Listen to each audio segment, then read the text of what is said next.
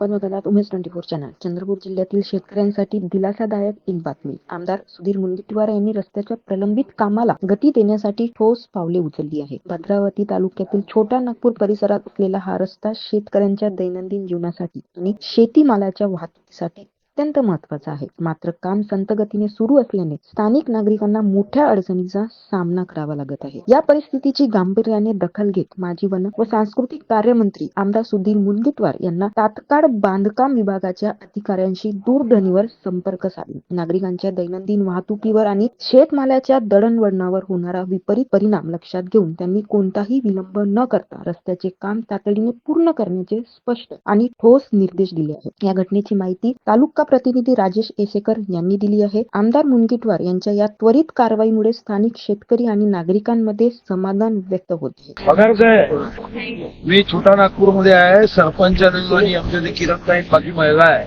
आपण 1 कोटी रुपये दिले होते. इथं बिहानी काहीतरी काम करताय, पण तो एवढा सगळं आहे म्हणते, इतका सगळं आहे मी पुढच्या जन्मात काय कासव करायचं म्हणतं. कसा करायला जावा तुमच्याकडे आहे ना. कोण असं करतोय तो.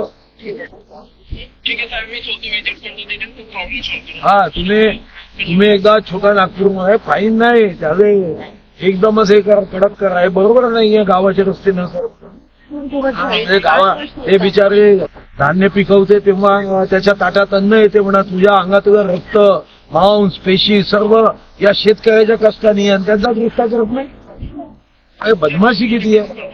हा तुम्ही स्वतः लक्ष द्या. आमच्या गावचे बेरोजगार मुलं आहेत. हो आता CTPS आहे, WCL आहे, याच्या जवळचे काही एक 5-6 महिन्यामध्ये 4 महिन्यामध्ये ट्रेनिंग इन्स्टिट्यूट सुरू होईल.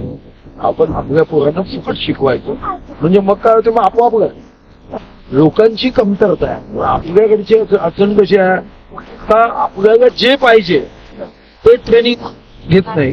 ते जास्तीत जास्त ITI electrical, ITI mechanical, ITI तर ते त्यांना लागत नाही. मग फायदा नाही. अशा महत्त्वाच्या बातमीसाठी बघत रहा उमेश 24 चॅनल.